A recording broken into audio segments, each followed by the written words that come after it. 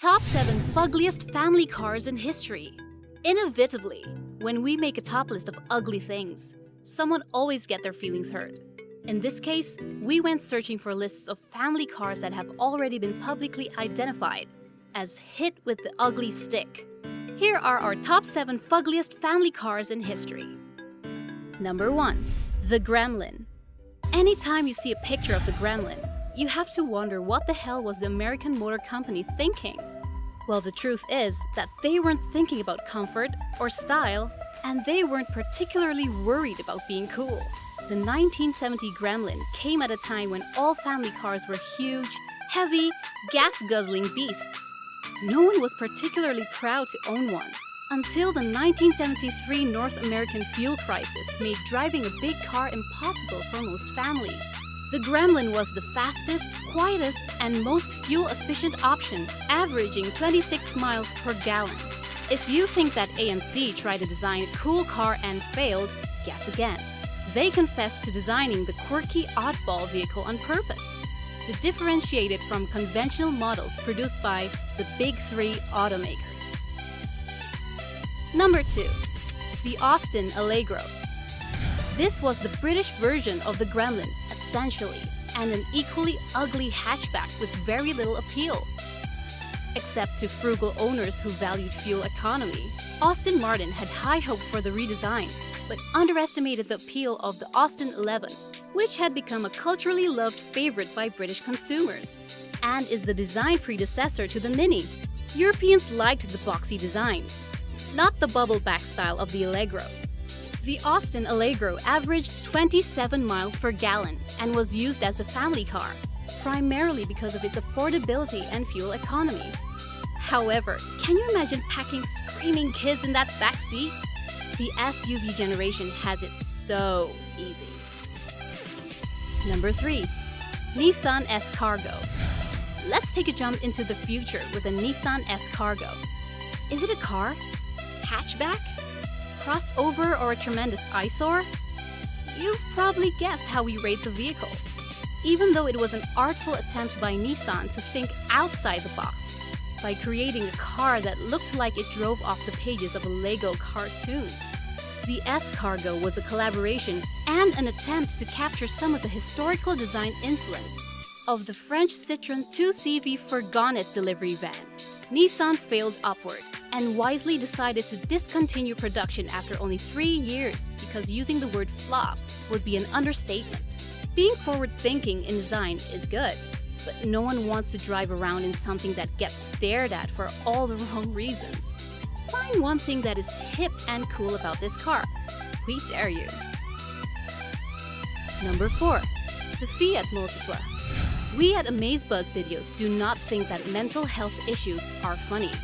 However, if you were to describe this vehicle to someone who had never seen one, would you use the term multiple personality disorder?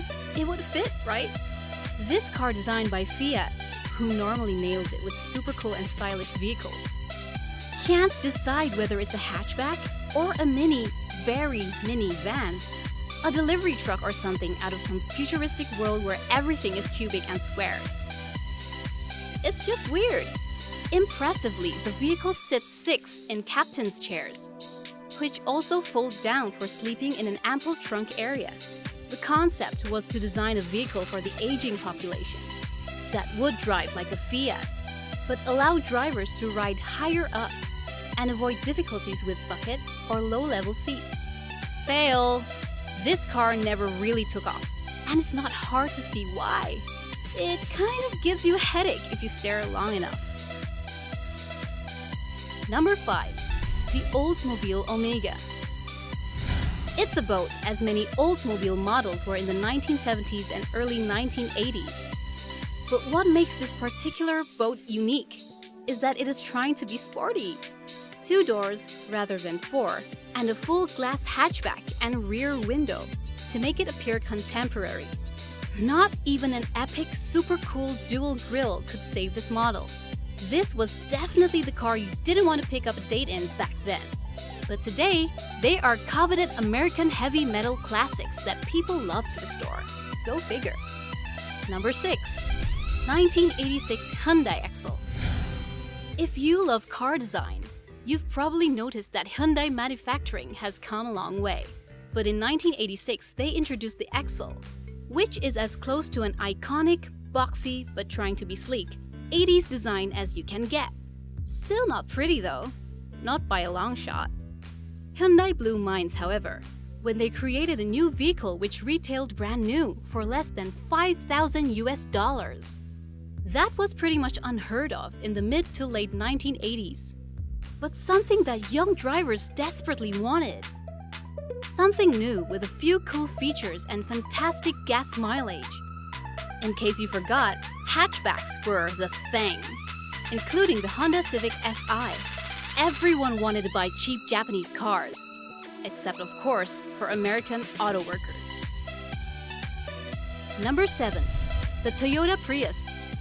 We think it's really important for the planet and for our future to start switching now to electric hybrid or fully electric fueled vehicles. And so, when Toyota introduced the design of the Prius, we loved the price and the environmental benefit behind it. But it's ugly! Arguably the most important car design in decades. And they made it look ugly. Be honest, how many of you would drive a Prius if it looked better? Hands up! That leaves only Tesla as the super cool enviro-friendly vehicle. But who the heck can afford a Tesla? We'll be pouting until Toyota nails a redesign we can all get behind, with a new Prius style that doesn't look like it's a bargain basement vehicle on the outside. Share your trauma. Did your parents drive you to school with a car that you wouldn't wish on your worst enemy? Leave us a comment and share your early childhood fugly car emotional scar. Don't forget to subscribe.